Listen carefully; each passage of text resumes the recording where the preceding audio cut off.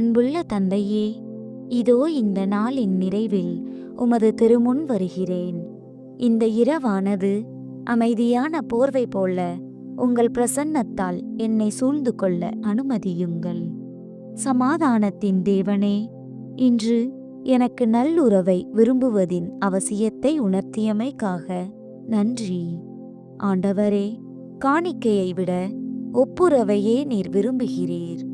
ஆனால் நானோ என் சகோதர சகோதரியோடு மனஸ்தாபத்தை வைத்துக்கொண்டு கோயிலுக்கு வந்து ஜெபித்தேன்.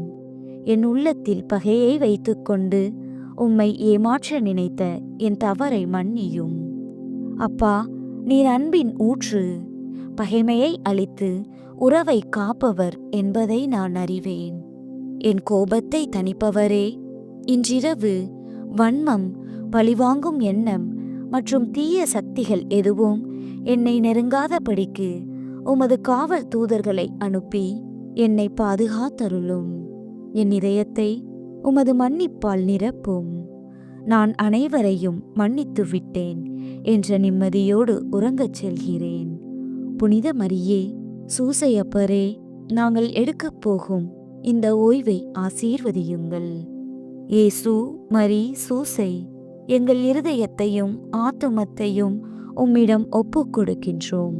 ஆமேன்.